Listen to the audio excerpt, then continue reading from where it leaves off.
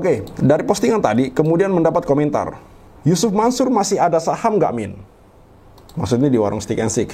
Terus dibalas, kalau perihal itu kurang tahu nih Kak, tapi pas minjar cari tahu, dulu memang YM nanam saham di warung Stick. Itulah yang kemudian menjadi alasan kami memboikot warung Stick and Stick, karena ada saham Yusuf Mansur di sana, teman-teman.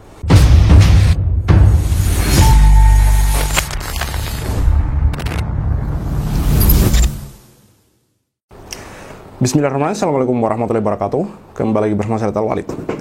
Di video saya terbaru, video saya kemarin, ada yang berkomentar begini, kok ente atau Anda ngupload terus tentang Yusuf Mansur gitu, apa tidak bisa membuat konten yang lain? Terus terang teman-teman, kami bisa saja membuat konten yang lain. Apalagi hari-hari ini ada banyak sekali konten yang sebenarnya bisa kami buat. Misalnya saja, permasalahan pro dan kontra mengenai ijazah Jokowi palsu atau tidak, mengenai konten-konten mengenai korupsi-korupsi yang itu nilainya fantastis, itu bisa saja kita bahas teman-teman. Bisa saja kita bahas.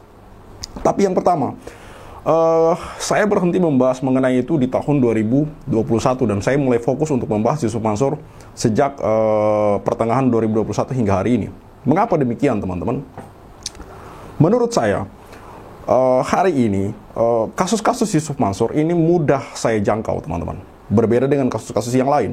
Kasus-kasus yang lain yang pertama, sudah banyak konten-konten kreator yang membahas, sudah banyak orang-orang politik yang membahas, sudah banyak pakar-pakar hukum tata negara yang juga membuat akun YouTube dan membahasnya. Jadi saya pikir sudah ada yang mewakili, intinya sudah banyak yang membahas itu.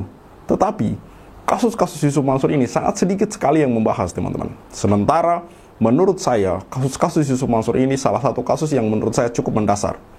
Alasannya kuat teman-teman. Ada banyak kemudian umat yang masih menunggu haknya untuk segera dikembalikan oleh Yusuf Mansur. Namun ketika ini dibiarkan dan kemudian tidak dipantau, apalagi melalui media, dan ditambah lagi dengan kondisi kita hari-hari ini bahwa orang-orang banyak mengenal dengan istilah no viral no justice, saya kemudian resah bahwa ketika kita berhenti mengupdate berita tentang Yusuf Mansur, maka berhenti pula masalah ini gitu. Para korban hanya menangis dan tidak mendapatkan haknya untuk dikembalikan oleh Yusuf Mansur. Terbukti, saya melihat ternyata kasus-kasus Yusuf Mansur ini sudah berlangsung sejak lama. Bahkan menurut penuturan Pak Zaini Mustafa, kasus investasi batubara itu sudah bermasalah sejak tahun 2009. Tapi mulai mencuat ketika kemudian kami mulai mengupdate konten-konten mengenai Yusuf Mansur. Konten mengenai investasi batubara yang viral di YouTube saya itu sampai viewers 2 juta lebih teman-teman. Yang ini menjadi pintu pertama viralnya kasus investasi batubara. Jadi kepada yang berkomentar bahwa kami hanya mengupdate video tentang Yusuf Mansur dan tidak bisa membuat konten yang lain, mohon maaf saudaraku, sahabatku, bahwa kami bisa saja membuat konten yang lain. Sangat mudah sekali. Sangat mudah sekali. Karena bicara konten-konten politik, bicara konten-konten kritis kepada pemerintahan ini sudah kami lakukan sejak awal gitu.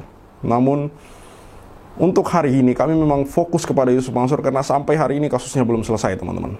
Dan sekali lagi ada sedikit orang yang kemudian mau peduli dengan kasus yang berhubungan dengan Yusuf Mansur ini. Yang mana terus terang sekali lagi saya katakan ini korbannya banyak sekali teman-teman. Korbannya banyak sekali. Bicara Paytrend, bicara Hotel City, Umroh Merdeka, Tabung Tanah, Moya Vidi, investasi batubara. Ini semuanya bermasalah teman-teman. Semuanya bermasalah.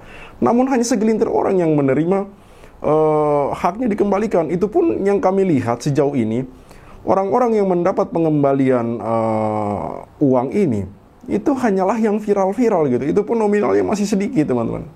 Jadi saya keberatan kalau ada yang berkomentar seperti itu bahwa kami hanya bisa membuat konten Yusuf Mansur tapi tidak bisa membuat konten yang lain. Terus terang saja itu komentar yang menurut saya keliru teman-teman. Baik. Di awal video ini saya akan menampilkan sedikit bagaimana Yusuf Mansur ini, misalnya dia dapat masalah mengenai utang piutang, masalah kritikan dan segala macam. Dia selalu membawa cerita Nabi dengan masalah ini yang menurut saya itu perbandingan yang tidak ada hubungannya gitu. Jadi secara tidak langsung dalam tanda kutip itu mengelabui umat, teman-teman. Misalnya saja dalam masalah ini dia membawa kisah Nabi Zakaria alaihissalam dan Nabi Yahya. Mari kita simak, teman-teman. Ini gila ini. Nah, saya bilang sama Mas Unang semalam, apa yang membuat kita harus menjadi kecil hati? Aset triliunan, apa yang membuat kita kecil hati? Seluruh persoalan selesai, regulasi beres, apa yang membuat kita harus kecil hati? Hanya gegara kemudian 1-2 letupan kecil yang gede ini malah kemudian kalah, kan ngawur gitu. Saya bilang sama Dodo, saya bilang kemudian sama Rino, saya bilang sama Prof Dedi, sama Ertin, sama semua saja yang memang perlu diberitakan tentang kisah-kisah Zakaria dan Imran itu. Oh, nggak punya tanah aja kita boleh punya mimpi, punya perumahan, nggak punya tanah. Coba bayangin, Zakaria, Imran, Zakaria, istrinya tua. Nah, kisah Nabi Zakaria dan kisah Imran ini sangat berbeda sekali dengan apa yang dialami oleh Yusuf Mansur. Yusuf Mansur ini bermasalah dengan masalah uang gitu, masalah tanggung jawab gitu, masalah investasi yang dia inisiasi lalu kemudian bermasalah, lalu kemudian mandek, mangkrak, ada hak orang di sana. Lalu ketika kemudian dikritik dan segala macam, membawa-bawa cerita lain, membawa-bawa Nabi Musa lah, ada juga videonya itu, membawa-bawa kisah Nabi Musa yang membelah lautan ketika dia menyinggung masalah Paitren. Lalu di sini membawa-bawa kisah Nabi Zakaria. Ini menurut saya adalah sebuah pengelabuan gitu, di mana dia mengelabui umat gitu. Tidak ada hubungannya antara masalah Yusuf Mansur dengan cerita Nabi Zakaria. Cerita-cerita nabi-nabi yang menghadapi masalah, mereka ini berhubungan dengan akidah, memperjuangkan akidah umat, memperjuangkan ajaran tauhid. Tapi apa yang diperjuangkan oleh Yusuf Mansur? Bisnisnya gitu. Bisnisnya yang bermasalah. Sejujurnya teman-teman, kalau kita mau pakai logika, seandainya orang ini benar, nggak mungkin dong bisnis-bisnisnya bermasalah. Nggak mungkin dong Paitren Asset Management ditutup. Kalaupun mungkin ada bisnis yang bermasalah, paling 1-2 gitu. Tapi kok bisa semua bisnis yang dia inisiasi, semua bisnis yang dia presentasikan bermasalah? Ini ada apa di sana? Tentu ini menimbulkan tanda tanya besar gitu. Bahwa Yusuf Mansur kemungkinan besar diduga kuat hanya membawa-bawa agama untuk kepentingan bisnisnya, teman-teman. Yang paling mengherankan dari sini adalah ketika dia kemudian mengatakan berinvestasi di warung Stick and Seek, menjalankan bisnis warung Stick and Seek bersama Jody Brotoseno, itu tidak pernah ada masalah sampai hari ini, teman-teman. Ini juga menjadi masalah gitu. Kok bisa-bisanya Yusuf Mansur ketika menginisiasi atau mengajak umat untuk berinvestasi, semuanya mangkrak. Tapi ketika dia menjalankan bisnis hanya bersama Jody Brotoseno di warung Stick and Seek, tidak ada masalah, teman-teman. Tidak ada masalah. Ini kan salah satu hal yang membuat kita kemudian terheran-heran. Kok bisa Yusuf Mansur ketika mengajak orang berinvestasi mangkrak, tapi ketika menjalankan bisnis sendiri aman-aman saja. Dan kok bisa Yusuf Mansur selalu gagal membuat bisnis investasi, tapi dianya aman-aman saja, baik-baik saja gitu. Sukses-sukses saja, kaya-kaya saja gitu. Pertanyaannya, apakah mungkin uang-uang investasi ini mandek bukan karena ada masalah di usaha tersebut, atau ini mungkin yang menjadi masalah adalah sejak awal investasi ini memang tidak ada gitu loh. Hanya modus untuk mengumpulkan duit orang, lalu kemudian digunakan untuk usaha yang lain atas nama pribadi. Dugaan kita kan seperti itu, teman-teman. Kok masih ada yang mau berkomentar bahwa bosan lah, jangan bahas kasus Yusuf Mansur terus begini. Ini sebenarnya masalah besar, teman-teman, yang dilakukan oleh satu orang yang kemudian tidak tersentuh hukum sampai hari ini gitu. Kan menjadi masalah. Dan masa kita mau biarkan ada orang-orang seperti ini berkeliaran di negeri kita lalu kemudian tidak mendapatkan keadilan gitu. Kami tidak pernah menuduh Yusuf Mansur secara serampangan bahwa orang ini sudah tersangka, orang ini tidak.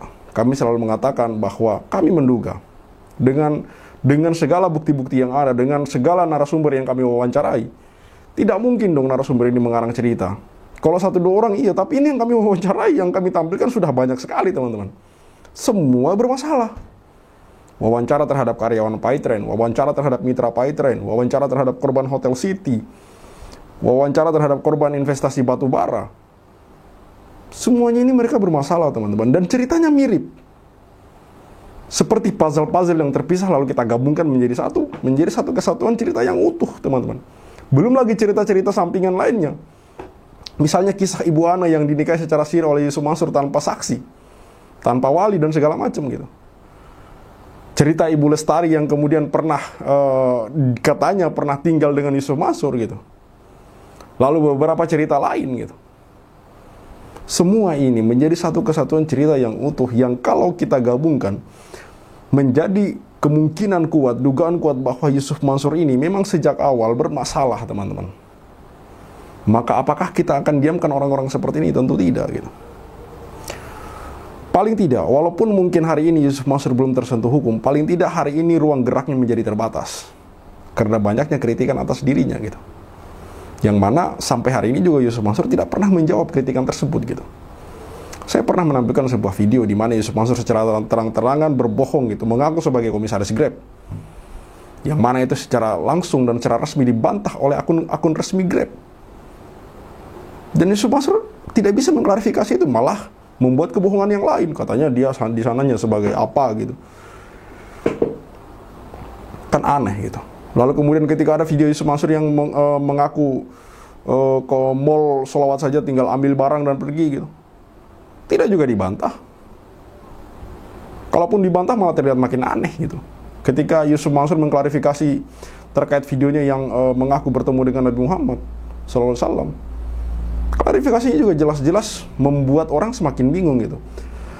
Artinya apa teman-teman? Tidak mungkin kami berhenti untuk mengkritik Yusuf Mansur. Tidak mungkin kami berhenti untuk mengkritik Yusuf Mansur. Bahwa orang ini haruslah kemudian mendapat keadilan gitu. Karena sudah banyak orang-orang yang kami wawancarai itu menyebut nama Yusuf Mansur, menangis dan meminta haknya teman-teman. Mari kita bacakan komentar-komentar dari para netizen. Dari akun Twitter Belajar Lagi. Ini awal dari banyaknya komentar-komentar, memancing komentar-komentar netizen di lini masa X teman-teman dan di YouTube.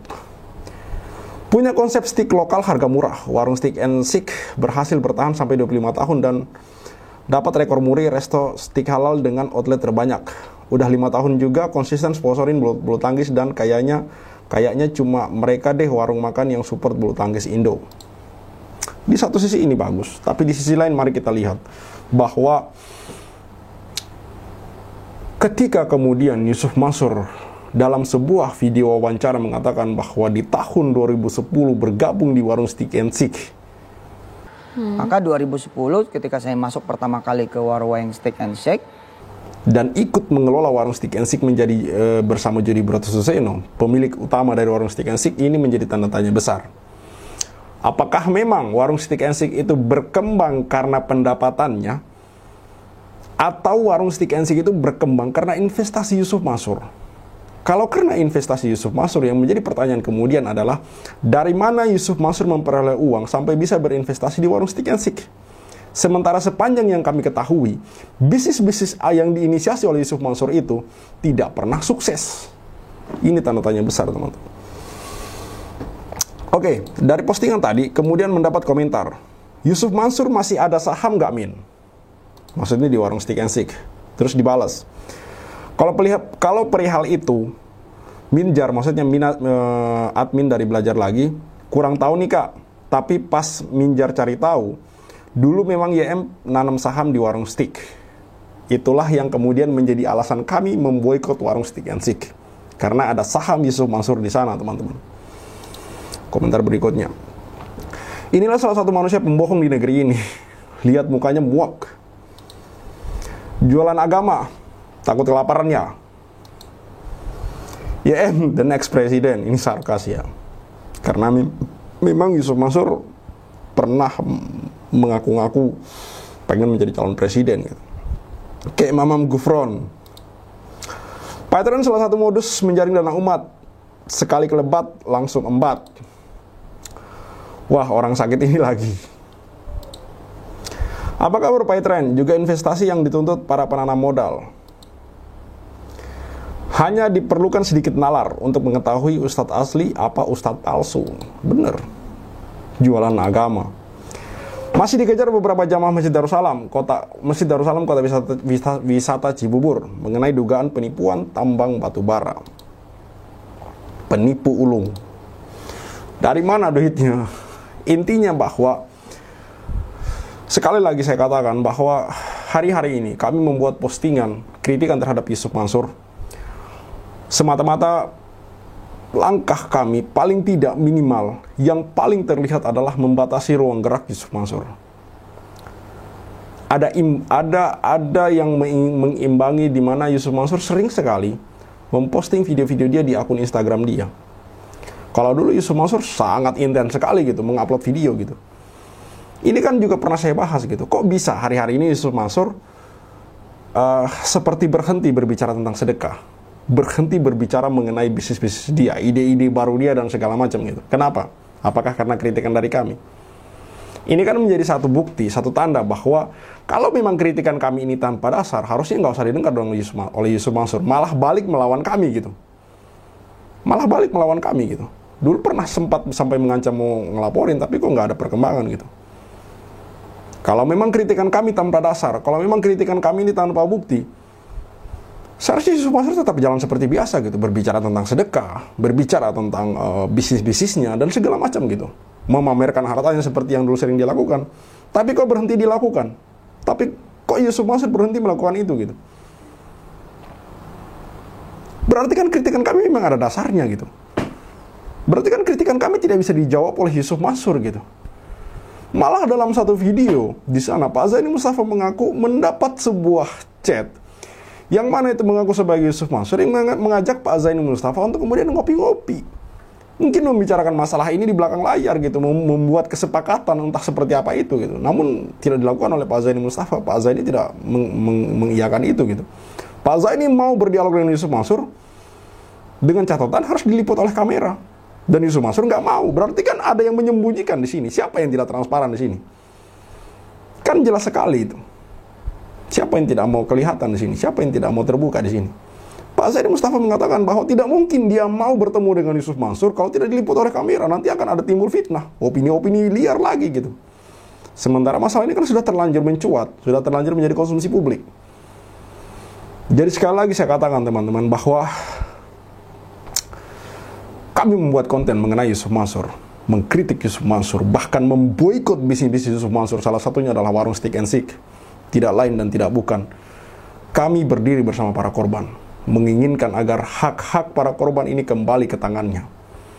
Menginginkan agar keadilan tetap berada di jalurnya gitu. Kami percaya bahwa kebenaran akan menemui jalannya sendiri.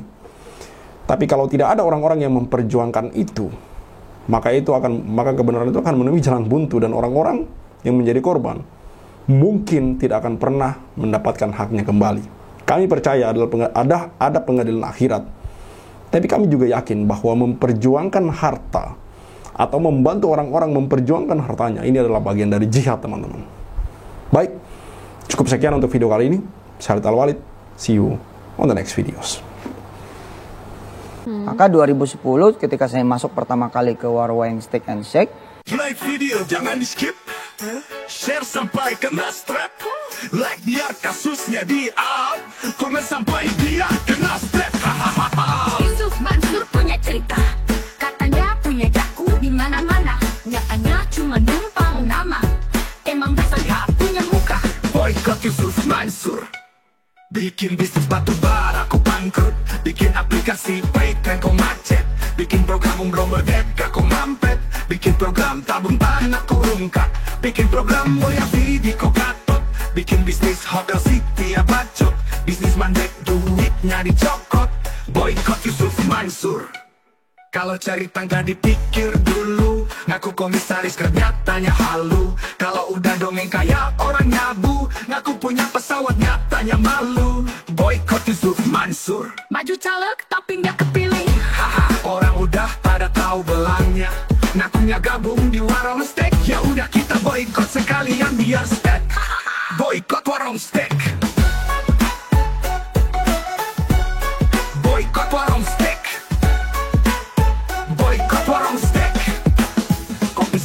bisnis saat pandemi, emang duitnya dari mana?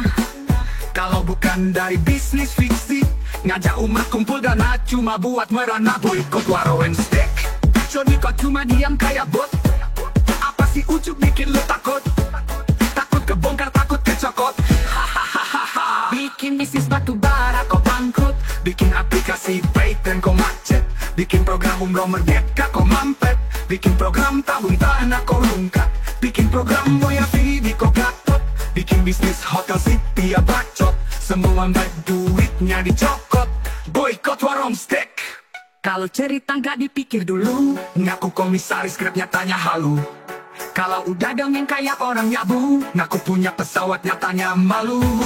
Baju caleg tapi nggak kepilih, haha. Orang udah pada tahu belangnya, ngakunya gabung di warung steak. Ya udah kita boykot sekalian biar steak. Boykot warung steak. Sorry kok cuma diam kayak bot. Apa sih ujuk bikin lu takut? Takut kebongkar, takut kecokot. Bikin bisnis batu bara kok bangkrut, bikin aplikasi fake kok macet, bikin program umroh merdeka kok mampet, bikin program tabung tanah kok rungkat, bikin program Moya Vidi kok gatot, bikin bisnis hotel city ya bacot, semua baik duitnya dicokot. Boykot warung steak. Kalau cerita nggak dipikir dulu, ngaku komisaris Grabnya tanya halu. Kalau udah dongeng kayak orang nyabu, ngaku punya pesawat nyatanya malu. Maju caleg tapi nggak kepilih, haha. Orang udah pada tahu belangnya, ngakunya gabung di warung steak. Ya udah kita boykot sekalian biar steak. Boykot warung steak. Stop mampir di sana, stop masuk ke sana, stop makan di sana, stop bikin si ujuk kaya. Boykot warung steak. Bikin Yusuf Mansur ketar-ketir, biar dia mikir, biar dia sadar tanggung jawab. Mansur, kami sudah hilang sabar, umat sudah marah besar. Sampai mana kau kabur, akan terus kami kejar walau sampai lubang kubur. Boykot warung steak. Boykot warung steak. Boykot warung steak. Play video jangan di skip, share sampai kena strap, like biar kasusnya di up, komen sampai dia kena step.